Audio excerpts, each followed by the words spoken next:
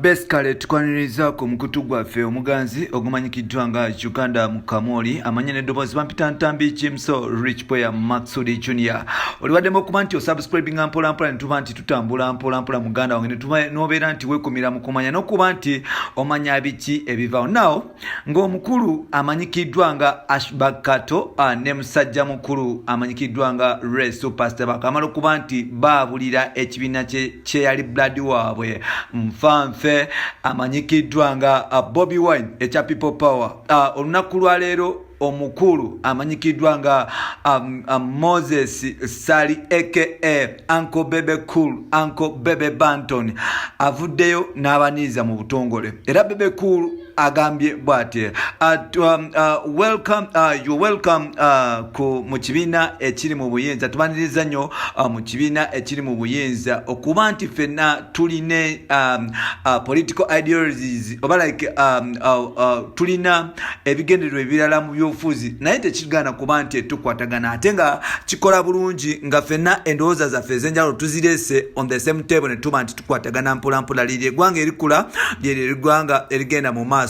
Tubaniriza mu NRM, tubaniriza mu silent majority. Wano nno kikulaga ki? Kikulaga nti ekisinde kya People Power bagenda bakinafuya mpolampola naye ng'ate ensonga tefukoma kuba nti batwala just bano ba Ray Superstar oba ba Ashback Kato wabula n'abantu abalala mpolampola bajja sigala nga babatwala. I'm sure of that because like abotunulira People Power I think bana bavubuka bawagira Bobby Wine way back ne bamuba nti bamusindika mpolampola naye ng'ate kiteebereza okuba nti bwe baali bamuwagira mu music baali n'essuubi nti maybe one day one time bajja kuba nti bamufunamu naye ng'ate kikwewuunyisa okuba nti omukulu ono bamutuusa mu parliament effort.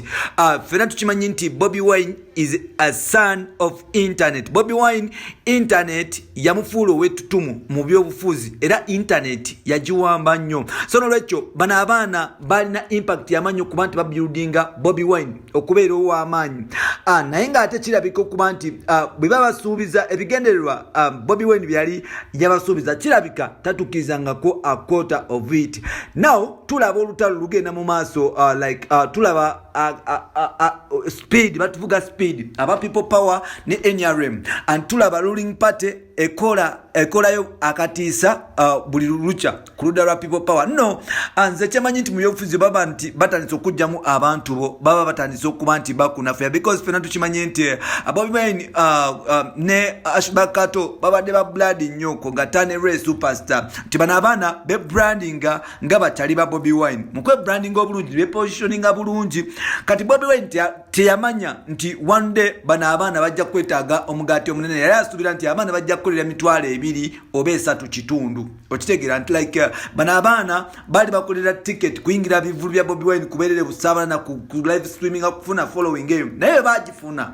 Bobby Wine yalowooza nti bano abaana tebagwanidde kufuna kyakabi so kati mukuba nti batoba because olwaleero tunulira family ya Bobby Wine eri bulungi ebyaddala bw'olaba ba Mr. Nyanzi bw'olaba Dax Vibes mwana muto nnyo kuba Ashback Kato alina ennyumba avuga jeep alina nuwa alina ebintu ebyenjawulo so kati abaana bano ababeereddewo Bobby Wine nabo baali balowooza nti it is the high time okulaba nti bafuna ku mugaati gwegumu naye Bobby Wine kirabika okuba nti yabeerabira okitegeera nti ate bwe weerabira omuntu oba omunyiiza because omuba muzimba ekintu muzimba nga mumanyi nti mwena we muli kituusako samweya muligabana naye ate omukulu kirabika olwatuuka yafuuka comfortable n'aba nti obuvunanyizibwa bumuwamba n'atandika kulowooleza ggwanga neerabira bakyalibe bw'obanga obuilding ekintu otandikira n'oyakuli ku lusegere before okunonoozwa before tonakusa mwana wane olina kuba nti wekusa okusa muwala oba mutabanyiwo n'oba nti ali comfortable then kati bw'omala n'okusa owa neighbor kati wano Bobby Wine yakyerabira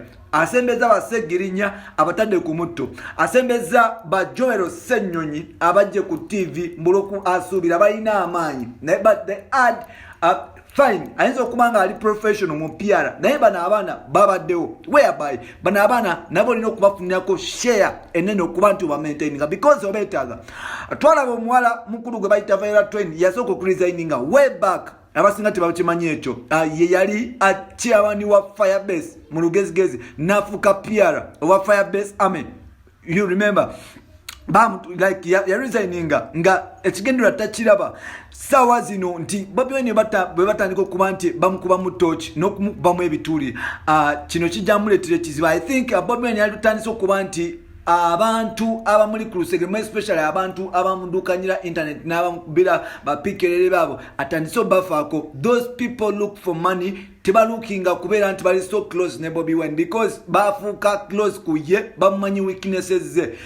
If you get a chance of going outside, maybe abroad mu America, toba na nsonga lwaki okwata family y'abantu 10 n'obatwala ne weerabira bakyali batano.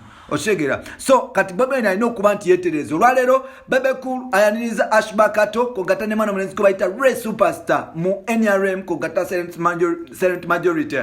Bino n'ebirala byebolina mu episodes zaffe ezidako Nsigadde Ntambi Kimso Rich Ben Maxud Jr. Olwaleero okuba nti ofollowinga guno omukutu ne tutambula mpolampola ate oliwaddemu okuba nti ononyako ku Facebook onkosa Ntambi Kimso ne tuba nti twogeramu. Bye bye.